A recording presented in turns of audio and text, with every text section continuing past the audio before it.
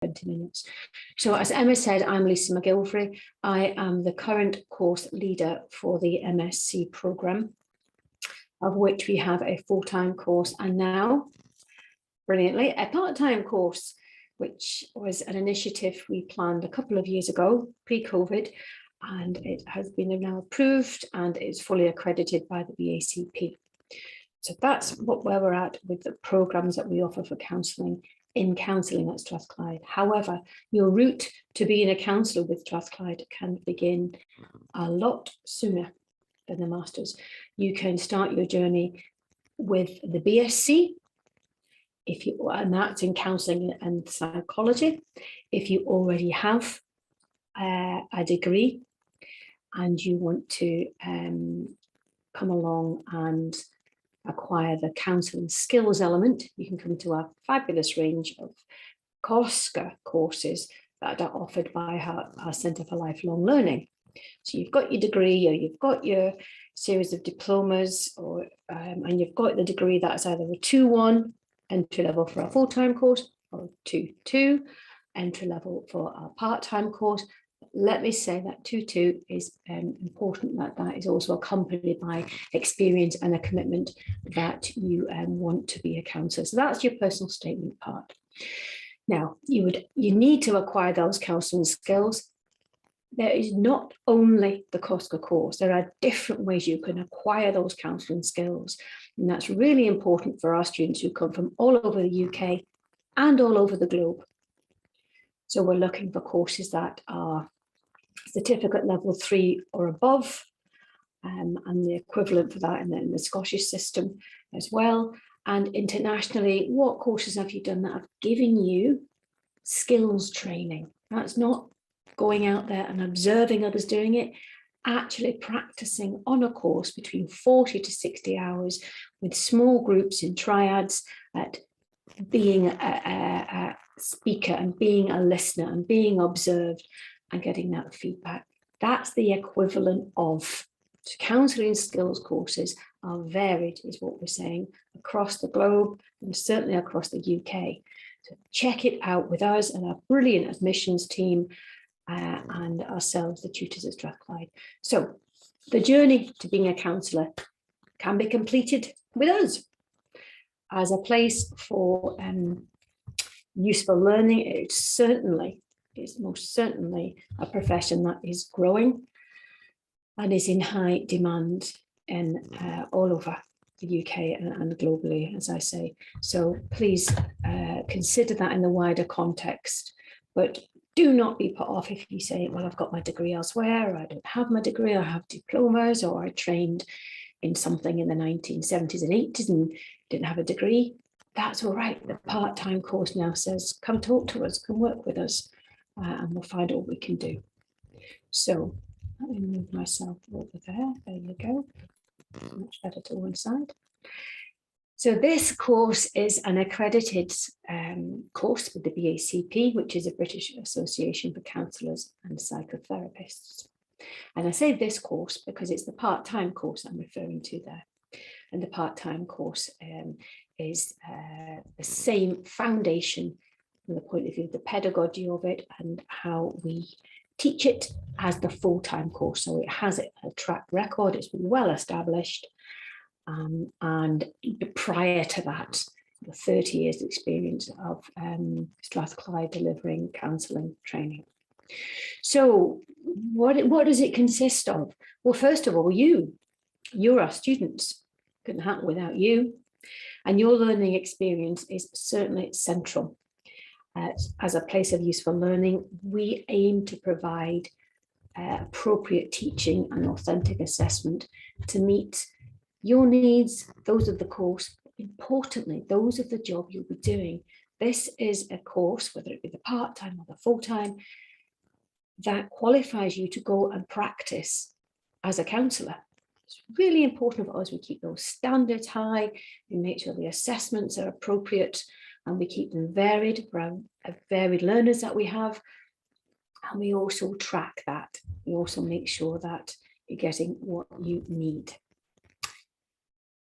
So as well as you on the course, we have your course.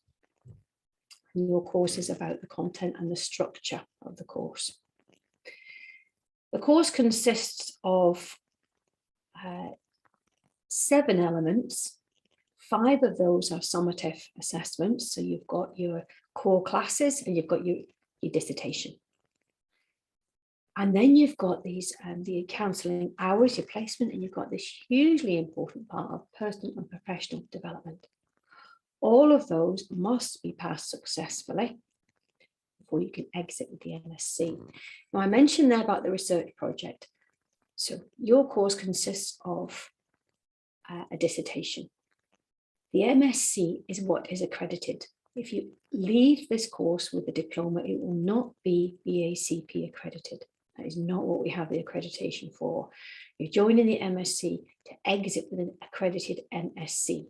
If you decide at some point, actually, I don't want to complete my dissertation, I can't, life events take over, and we know that, then you can choose to exit with the diploma.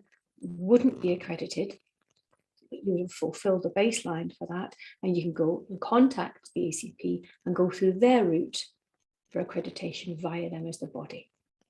But we don't have an accredited exit for a diploma. I know I'm repeating this point and I'm labouring it, but it is a question I get asked quite often. What if I don't want to do a dissertation? Well, unfortunately, at the moment, this isn't the course. Certainly come and join as an exit, but it wouldn't be accredited. All right, hopefully I've made that clear. And therein lies a really important part of our course is that dissertation. The research we do is all person-centred. That's why that dissertation is integral to the MSc. It's not a general research project in another area. It is about person-centred practice, person-centred therapy, person-centred development and progress. So it counts to all your teaching hours on the course. So the research is very much integrated into it, along with your weekly tutorials and the research methods classes you have at the beginning. It's a big part of it. The other part of this course, i.e. your course, is the supervision. You will have group supervision on the course, and that for me is a really quite a close-knit group. It's one of the groups that I'm going to suggest you'll get an awful lot of growth and development from for yourself and with your client work. That hugely important part of this course, which is your client work. And we are in a very privileged place and we work with our clients. So it's important, and that's group supervision on the course, that you're held, that you share those experiences of your client and you see the growth in yourself. Now, we also have other small groups on the course, including the research groups and the small personal and professional development groups, as important as, but different. The supervision is a big part of becoming a counsellor. So you will also have an external supervisor. And that leads me into the costs for the courses, both the full-time and the part-time. You will be required to pay for external supervision, which you need to have every 2 weeks or for every 8 client hours that you accrue. Right? So if you have only 2 clients a week, then you'll need to have that every 2 weeks. But if you're having 8 clients a week, then you might need to have your supervision once a week. We'll talk you through when you join us on the course. You'll require a PVG. The university looks after that process. It's a cost for you to incur. You may need to buy insurance depending on where your placement is and who it's with. It ranges from £15 to £30 for the year, and that's professional liability insurance. Some students choose to join the BACP. You certainly don't need to, but you can. Another cost is the residential. For the part-time course, we will be having a residential at the end of, I think it's year 1 at the moment, and that will require will be a cost incurred to you, and that can range from maybe, let me think, £100 to £150 for these 2 overnights and 3 days off campus usually. And I'm cautious of saying off campus because of what we've been through recently, and we have had residentials, but they've been online. So that's what the future holds for that. They are some of the costs you will incur. So that's your course. Then there is your placement.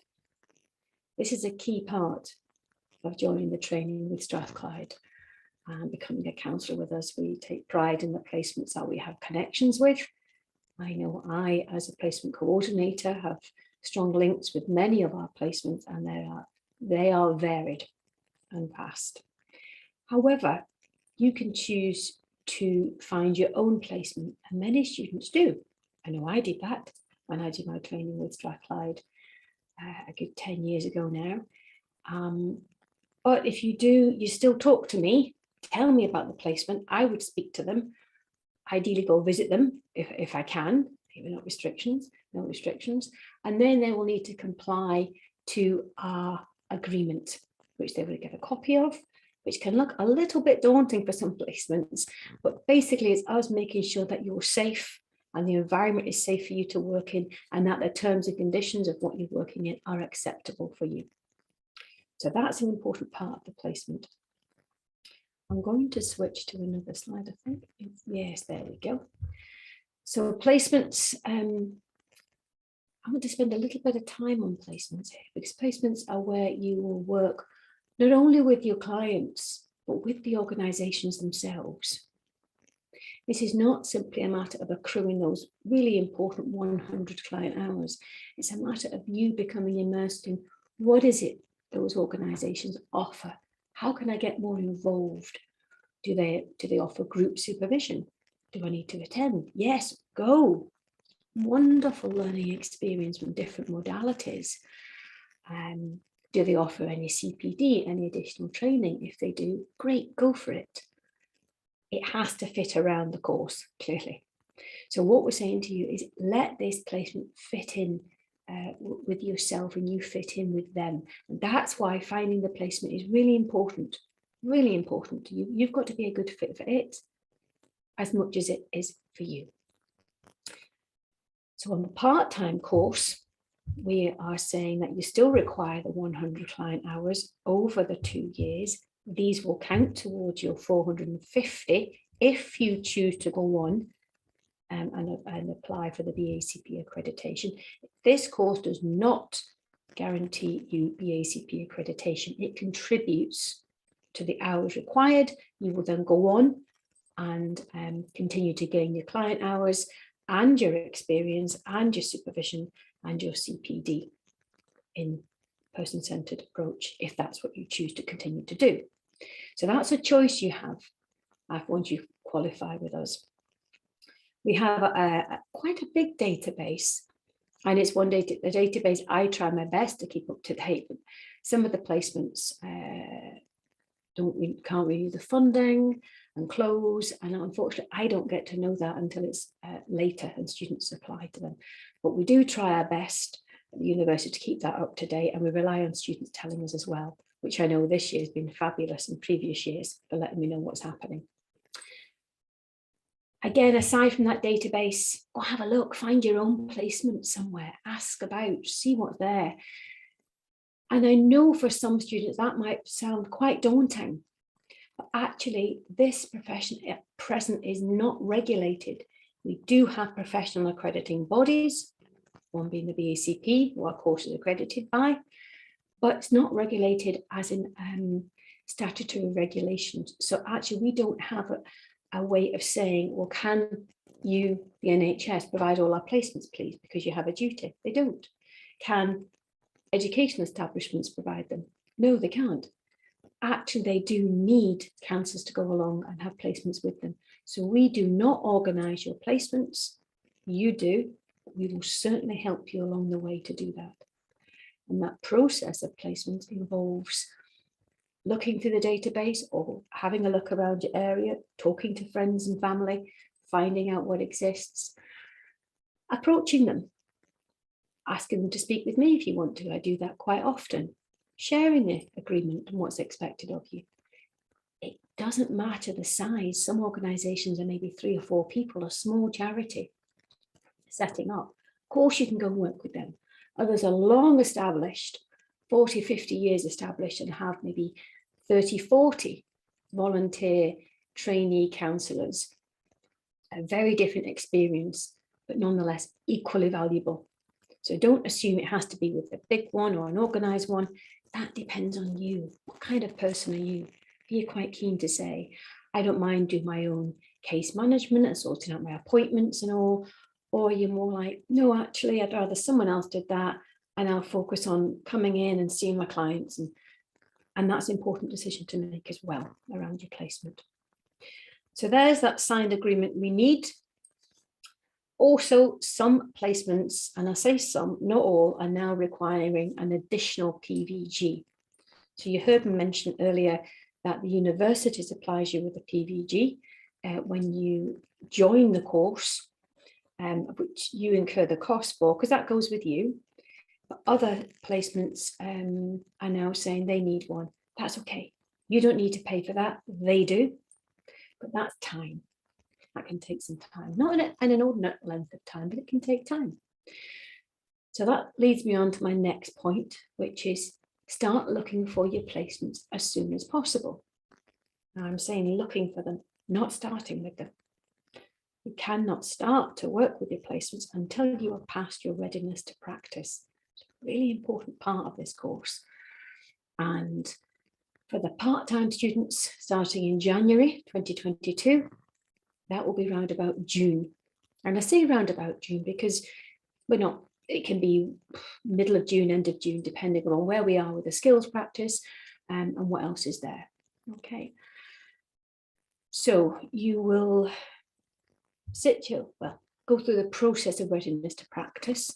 Then you will receive a certificate to say, yes, we have said you're ready to go and start. Simply start to work with clients. And at that point, I'm just going to cancel my phone. It's going to buzz to say my time's nearly up. And then you will start to work with clients. And after that, you will begin to build up your hours weekly. If you are doing the part-time course, we would expect you to give your placements 1 day a week. You can give them more if you like, but we do recognise people are doing our part-time course because they've got other commitments. That's absolutely fine. That's why we developed it. So if this placement is at the weekend, absolutely fine. If it's the evenings, great. Put the placement to suit you and then get to know that organisation, and that will really enable you to get the sense and the feel of what it will be like for you being a counsellor. What kind of field are you gravitating to? What are you finding yourself moving away from?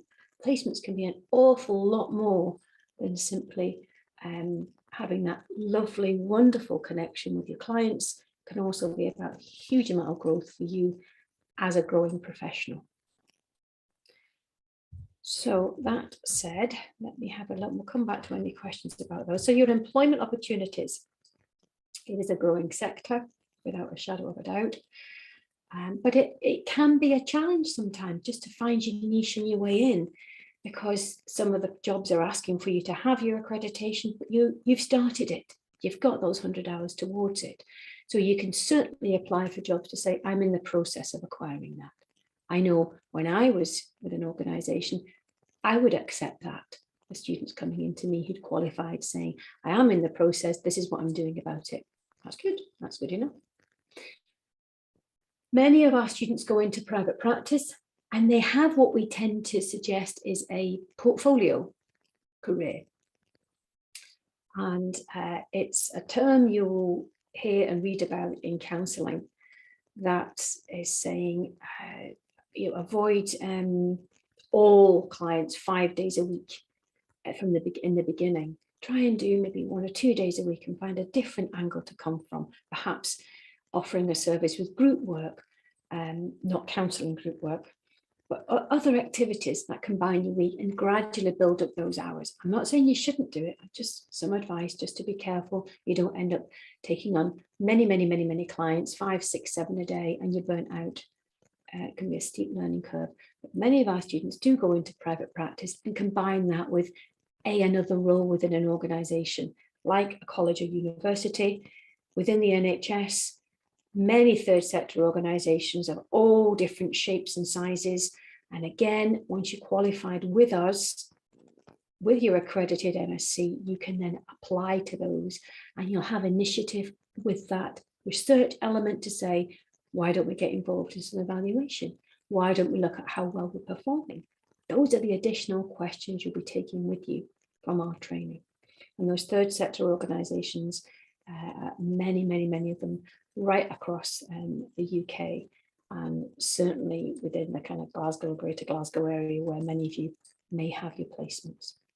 Employee assistance programs, they tend to be largely telephone based.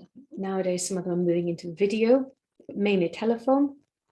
Great experience. And that combined professional approach is that portfolio type career. Okay, I think I'm just going to check my, right, there's one point I want to make about the placements. So I'm going to pop that up there. I'm going to stop sharing actually. I want to just talk to you for a minute. The placements. Currently, if you're due to start your training with us in January, the hours you require online are 50. You can have 50 online, you can have 50 hours in person to make up those 100. If you have a placement which is all in person, fantastic. You can have all your hours in person if you like, be in person being face-to-face in person and not on video. But the BACP are accepting 50 hours of online work, 50 hours of in-person work. Okay. Now, to finally end with, I recognise some of the names in the attendees list, which is from applications that I've reviewed. Those of you who have applied to either course so far will have your application reviewed. Many of you have. Many of you are due to attend the interview next Monday at 10 o'clock, which will be myself and Lorna Carrick at the interview. The entry requirements are different for our part-time course than for our full-time course. Our full-time course requires a 2-1 or above, or a higher degree, so a master's or a PhD. You must have the counselling skills element of it. That's the criteria for entry to our full-time. Our part-time is saying 2-2, 2-1, higher degree, excellent. A diploma or a series of diplomas relating to the field of mental health and counselling approaches and therapeutic approaches, and considerable experience. So we're looking at different combinations of those. All right, if you want to be considered for the part-time course, but you must also have your counselling skills. That is the common factor for both the full-time and the part-time. Now, why we are saying the entry level is entry requirements different for the part-time, because you have clearly a longer period of time to complete the academic side of it. This master's course does have a large element of an academic requirement. That's why you've chosen to do this at the university into this structure. So some students choose a part-time course because a full-time course is very intense, and those constant deadlines and requirements can be challenging. So the part-time course is there to say, all right, you've got a longer period of time and you can pace yourself a little bit better. I am aware you will have other demands on you, whether they are caring roles, parenting roles, work, completely understand those. So when you're applying for this part-time course, consider how it will fit with your life, and then write a really good personal statement for us. We do like a good read of those. It gets us into the spirit of who you are as well. And I'm very much looking forward to meeting those with you to interview next week. We are still considering applications for the January start. We start on the 18th of January. It will run for 2 days that first week, 18th and 19th of January. We are planning another interview date on the 14th of January. So if you're considering now, I want to apply for the part-time course, you certainly still can. I'm very aware that is so close to the 18th, so we'd let you know pretty quickly if you've been successful or not. Consider also the full-time course. The interviews for that start on the 21st and 22nd of February, and many of those will be sent out over the next week to invite you to those interviews. All the interviews will be online for the course. And I think that now takes me full circle. It kind of does, yeah, right back round to the beginning of coming to join us at Strathclyde. And remember, the journey is from beginning to end with us, if you choose that. That was lovely. Thank you very much. That was really informative. We've got quite a few questions coming in, so thank you those that have got questions in already. Okay. Again, just pop into the Q&A box if anyone's got any questions, and we'll try and work our way through them. So Anonymous writes here, how many contact hours on campus will I have for this course? I presume this course being the part-time course, and if it is, then it would be one full day, a Tuesday, and it'd be 10 till 5 with an hour for lunch. Can I just say that some of the content will be online as well. It's currently sitting at 75% on campus and 25% online, because we're working with the BACP competencies for online and phone therapy training. So we will be doing some of that online. So generally, but it'll still be the same day. It won't change. It'll always be a Tuesday, always be 10 till 5, apart from the first week when we have 2 days to introduce you. And for the full-time program, what would be the contact for that? Yeah, the contact time for that, again, excluding the first week, which is the induction week, which is 4 consecutive days, Tuesday, Wednesday, Thursday, Friday. From there on, it's 28 weeks in the year for the full-time course, and you would attend Wednesday, Thursday, 10 to 5, Friday, 10 until 1. And that would continue for the entire year. There's no change. Even the residential falls into those days for the full-time course. Yeah. Lovely, thank you. So Cole has asked, thank you for the great talk, Lisa. I'm currently working as a volunteer befriender in the run-up to the course. Are there any other suggestions you could recommend to increase my experience ahead of the course?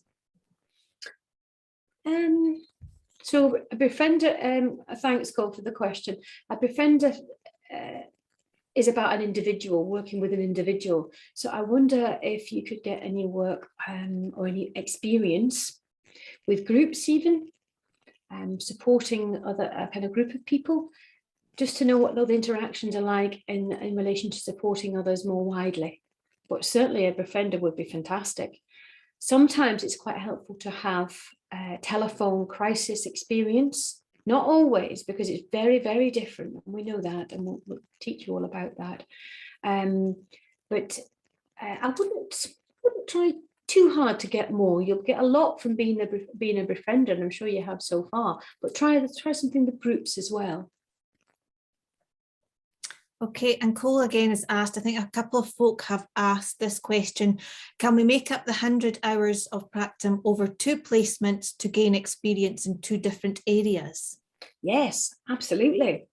Now, I would not recommend any more than 2 placements. Of course you can. Experience is fantastic. And I would much rather you didn't have one placement, end with them and find another. Because there's something about that embedding yourself with an organization is such important learning. So if you can run them simultaneously, fantastic. If life demands says there's no way you can do that, you will achieve your 100 hours, steady as you go, 3 to 4 hours a week in one placement by the end of the 2 years. So do not worry about that. But certainly you can have 2 placements. Yes, definitely. I'm going to say something else there. Note where those placements are. If you're with a college or a university or a school working with 16-year-olds plus only, they will have holiday times, exam times, and sometimes attendance can be a little less reliable then. So just note that you might need to combine that with another placement. Okay. Okay, so we've got a question from Michael, who has asked if you could give a description of what a typical week looks like during the term, including teaching, placements, group work, personal study, dissertation writing, etc. All right, so it's very different for the part-time to the full-time. So I think maybe we should talk about both, Emma. Would that be useful? Yeah. That would be useful. So for the full-time, your week's pretty packed, to be honest, it's pretty full. again, it's those 28 weeks a year that you're going to be in community contact with us. The other weeks will be study breaks, marking weeks for us, and study breaks and leave for you. So we've got lots of weeks that you're not student facing and tutor facing. So those weeks that you are, we'd have Wednesday, Thursday, Friday morning. You would be on campus or online with us. They would consist of a combination of workshops, supervision groups, personal and professional development groups, and your research is always on a Friday morning, the full-time course. You would then be expected to have your placements in and around that time. So typically some students have them on a Monday or a Tuesday. Fewer have them on a Friday afternoon. It's quite tiring by a Friday afternoon. So usually Monday, Tuesday, they fit in the placements. They then have their supervision in and around that time as well. So on Monday or a Tuesday, sometimes that can be done at the weekend, depending on your supervisor and the flexibility. Out with that time, we'd expect you for the full-time course to be given at least half a day a week to catching up on the reading from the inputs, doing any preparation that's required for each input each week, and then getting ready for your assignment dates, which are fairly regular. You've just had assignment 1 submitted a couple of weeks ago. The students are ready this week to submit their first appraisal piece, which is part of that personal and professional development. So they're regular dates that they're coming in at. Once you're successful and applied and interviewing for the course, you will get those course dates sent to you for when everything's due and the number of weeks. For the part-time course, it's different, clearly. You're in on that Tuesday. We'd expect you to have your placement any other day of the week you choose, or the weekend or the evening. But we would be looking for a half a day again, just to keep up with what's going on, just so you're not losing connection with it, with all what's happening. But if you can give it more than that to personal study, fantastic. But that's for your own benefit. But there's no hard and fast rule with that one. So you would fit other things around that for the part-time course. So let me give you a typical example. You come to class on a Tuesday, you would have your placement on a Wednesday. You would then sit down on a Saturday morning, if you can, children and caring and jobs aside, and maybe give it 3 or 4 hours of catching up with the reading, or a Sunday morning. And I'm saying that because keeping those weekdays might be important for you, whatever work or commitments you have. So just somewhere ring fence a half a day to say, and that's for that course as well, to make sure I keep on top of it. So generally we're saying day on campus with us and half a day for your placements. I said half a day or a day because sometimes placements will give you a client and then a half an hour break, then another client, then a half an hour break, and suddenly that's between 10 and 3 and 4. You might need to travel to your placement. All right. So bear in mind these factors when you are looking for placements, how it's going to fit in with your week. I think that was everything. Is that everything they asked? Was it what a typical week would look like? Is that right, Emma? Yep, that was perfect. Thank you. Great. We've got another question here. How many hours above the 100 does one need to fulfill accreditation? It's 450 in total, so you would need an additional 350. If you achieve, it's a good question actually, because if you achieve your 100 hours before the end of the course, you must continue to see clients. It is a requirement. And those hours will then continue to accrue. They will continue to count towards your 450. I know I did that. I left my part-time course with I think 135 hours. So my course said we need 100, and you could, those other 35 absolutely count. We need to know what have you done in those 100. So for those 100 hours, we'd be looking at your ratio of supervision, the distribution of clients you've had, DNAs and cancellations. You'd be tracking that pattern throughout the 2 years that you were with us, or throughout the 1 year of the full-time course, to make sure, is there a pattern where your clients are not turning up? Is there a pattern where you're getting lots of cancellations? Why? What's going on either with you or the service? So that's the kind of detail we look at in group supervision. Okay. Lovely. There's a few questions about the part-time course and the entry requirements.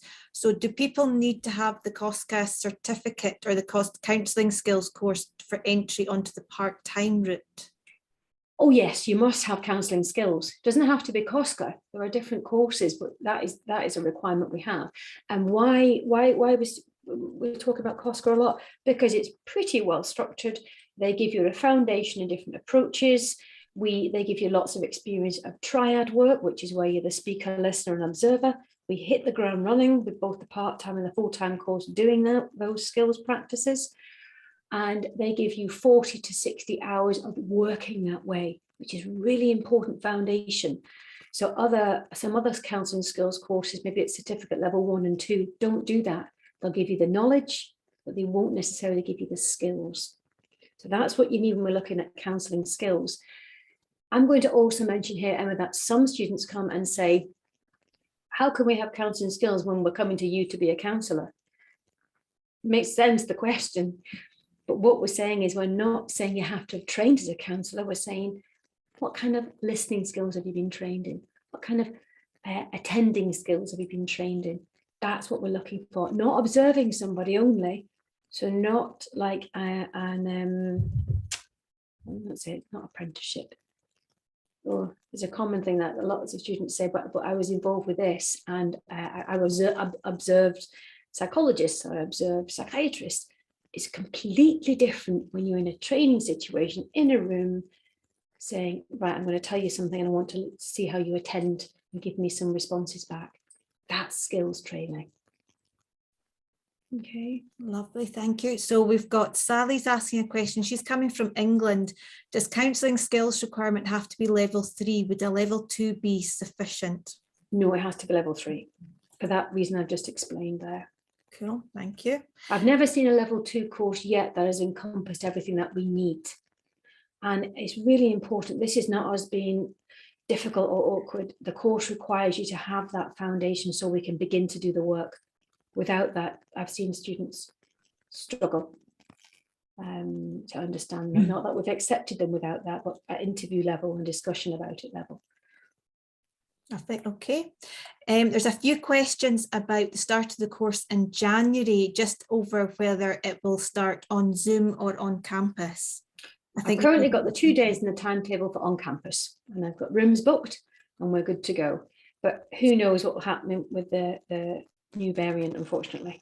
And if that's the case, we'll simply switch you to Zoom. We've got loads of experience now of moving students to Zoom, and you would get the link up onto what we call My Place, which would be your own portal once you're fully registered with the university, and everything will be put through there. But we are due to be on campus for the 18th and 19th, and the timetable for those is already set. Excellent. There's a few people asking about submitting applications for both the full-time and the part-time course. What would you recommend people? Gosh, I mean, they're quite different courses. You'd have to really consider carefully. One requires you to, full-time, but actually give up your job.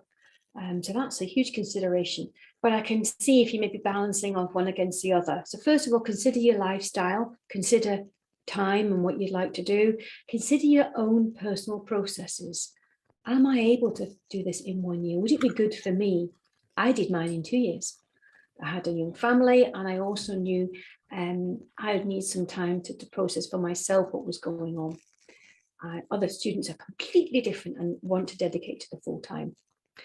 So you can apply to both, and can you apply to one and say, can you switch my application across? I don't know that process with admissions well enough. I think you have to submit, you can submit the same application to both different portals because they're different numbers they've got.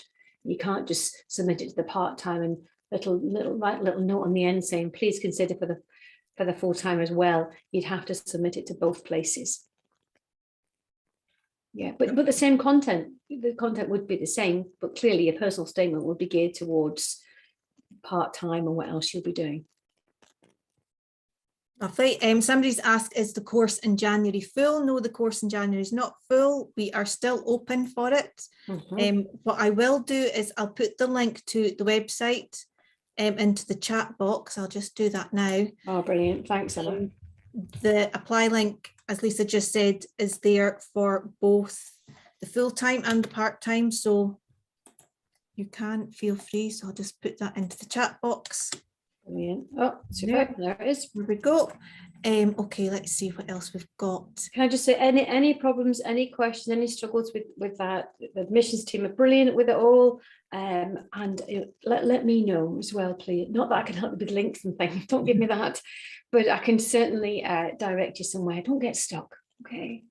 We have, I'm just going to put another link in. We have a monthly drop-in session, and the next one is, I think, next week, postgraduate drop-in, next Wednesday.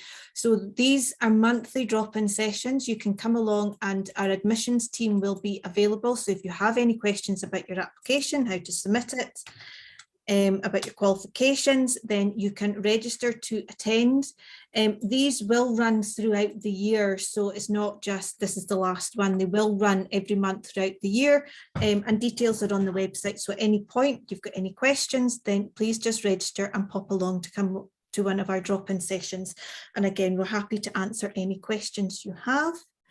Okay, so what would you suggest for international students regarding placements? How would they find them, and sort of what sort of things are they looking for? Yeah, that's a lovely one. We didn't touch on many of the international students. My focus there was largely on the part-time structure, but we have many international students. This year we have 9, and I'm delighted. We have them from Malaysia, India, Pakistan, China, in the past Canada, the US. So a varied contingency, and we value the contribution massively from the point of view of the course and what they bring. So placement-wise, you would talk with me. You would go through the same route of identifying your own placement, because that's really important. You've got to get that fit for yourself. Many placements now are welcoming in that different cultural background and that diversity to what their clients need. Now, you will know, many of you, if you're involved with counselling and you're keen to join us to become a counsellor, you'll be well aware that we have not enough counsellors going out the end as professionals who represent the population in difference and diversity. So our job at Strathclyde, now one of our major aims, is to bring in trainees at that level to meet that difference and diversity requirement for the profession. And you'll have seen those articles popping up on online events and in Therapy Today and in journals and in newspapers as well. So we need to be sure we're meeting that, and we're doing that at Strathclyde. International students would be interviewed for the full-time course. Once your interview was successful, you could start to liaise with me. You would get the database, you could start to make contacts. Absolutely fine, we would work with you with that one. Yeah, I'm just trying to think, has there any big... international students have all got their hours and yeah, returned back and been very successful in many organisations have set up. I think there's a couple of questions just about the part-time for international. Unfortunately, because you need a student visa, it's only really the full-time course you would be eligible to come and apply for. So we've still got loads of questions. Hold on, I'll get one. I was wondering, what kind of NHS placements are there? Yeah, so we've got placements with GP practices and NHS occupational health. They're the main ones. Would you encourage placement work in another language? Yes. However, you need to also practice some of your sessions in English. We've had students do that before. One of our students was Polish, and they managed to find a placement that was brilliant, because they have since gone on to do a practice on their own, combining Polish as a language as well as English. Why we ask that is because you need to submit recordings as part of this course. And sorry, but we don't speak many languages on the course tutor team, so we need those to be in English. But there's nothing stopping you joining a placement where you need your other languages. That'd be wonderful, really good. Yeah. Lovely. Okay, there's lots more coming in. Will international students after completion of the course get the 2 years post-study work visa by getting placement?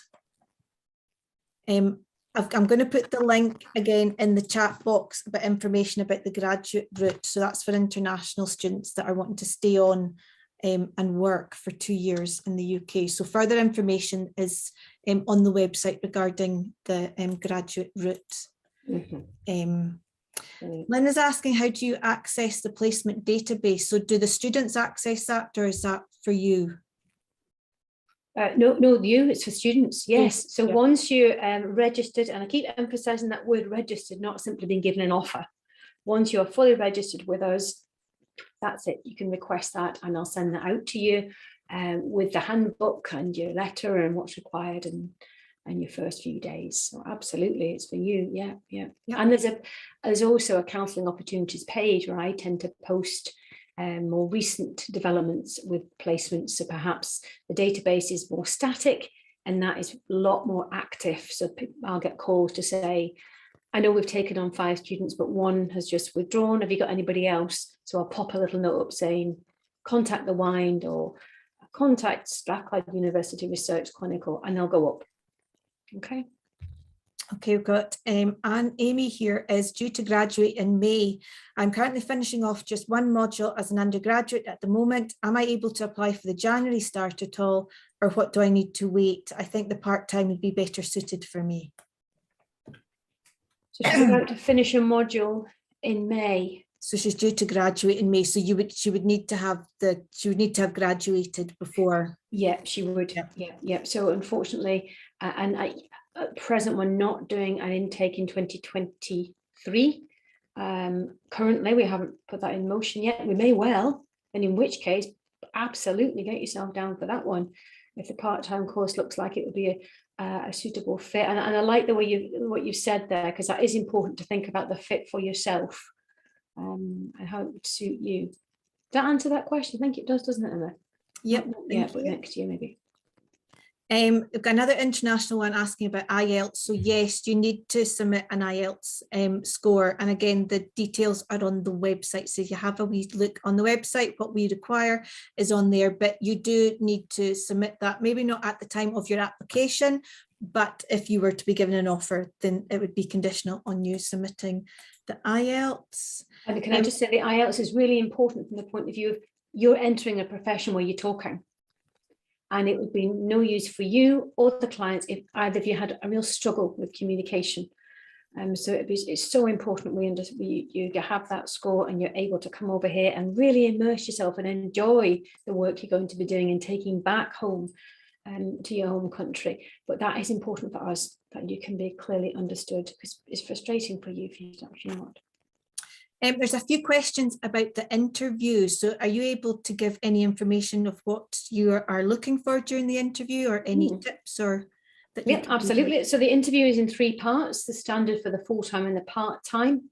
Interview always opens with a group introducing yourself. Everyone has a couple of minutes, and we're looking in that for what type of facts, information about yourself are you offering, and how confident do you appear to be about how you're talking about yourself. So that's, hi, I'm Lisa McGilvray, this is what I do, that's me. Or do I tell you about my family, or do I tell you about my career? So we're looking to see what is it you're telling us, and also how careful you are about safety and boundaries of what you disclose. So not too much detail. So that's important, we're looking for there. Then there's a skills exercise. So we ask you to do a 5-minute skills exercise as a speaker and as the listener. Bringing live material is something that's you're going through right now. And we're looking for how empathetic are you, your warmth, your acceptance, your ability not to problem solve, but to listen to the emotion and reflect that back. And how close to the person-centered approach are you working? You are not person-centered trained, but what we're saying is this person more solution focused? So are they in that role as a listener going, right, I can see 3 points that you need to look at there. That's not what we're in the business of. We're asking you, can you sit alongside whatever that speaker brings and offer them those core conditions that we know are fundamental to the person-centered approach of Rogers. The last part is a big group where we'll sometimes put in a topic and say, discuss it. And the tutors will have no contribution, and we'll see how you discuss it and what you bring in and who contributes with what and who allows others to come in and who sits back. And sometimes we'll leave that time open to a Q&A as well, depending on the time. So in the Q&A, it's simply, we're not looking at you individually there, but the other three components, we are looking at you to see how do they interact with the group and what did they bring about themselves. And yeah, we're looking for a genuineness, a warmth and attentiveness, and somewhere where you can recognize it's not all about what you know, but who you are and how you are. Lovely, thank you. So there's still, I think we're about to run out of time. There's still quite a few questions there, but we do get a copy of them afterwards. So I will be able to follow up with quite a lot of this afterwards. Okay. Let's see if I can do a couple more before we, so somebody's asked, when we graduate, will we be qualified as a counsellor or a psychotherapist? The profession is in debate about which title we use at the moment.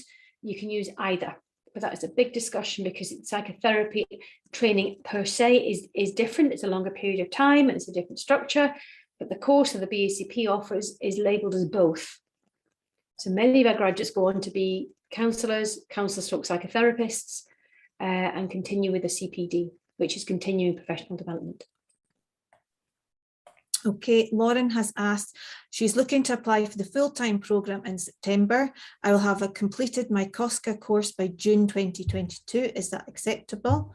I am currently employed full-time with Public Health England as a COVID isolation outreach advisor, contacting patients to offer advice and guidance and ensure well-being. Would this be acceptable experience as includes extensive active listening? Yes, that would be good. And I'd also like to hear about why the person-centred approach in your personal statement, please. So experience is one thing, but why this approach? Because it's quite a specific approach. So tell us about why you want to do this one, this particular type of training. Okay, there's lots of information on the website, just to say, if you go on and have a look, there's quite a few people asking kind of supporting information for their application. So again, if you just go to the website, there is quite a lot of information on there that you can have a look at. Mm-hmm. Again, costs for both courses, the fee structure is on the website as well. And additional costs are all up there as well. I put those on. Yep. Somebody's asked, my undergraduate degree is a Masters of Art. Do students who don't have a BSc as their current undergraduate find it a little harder to complete the MSc? Not quite sure what they're asking. We've got quite a few who have MAs, and obviously the classification 2 or above. So not seen evidence of what they're asking there. No, I've not seen any evidence of that. Yeah. No. As long as it's undergraduate degree at 2-1. I wonder if that's relating to the relevancy of it. I wonder. And if it is, then I think that combined with your experience and this statement about why this approach would support your chances of getting an interview. I think that's what's being asked there. If I've got that wrong, ping me an email or something, let me know.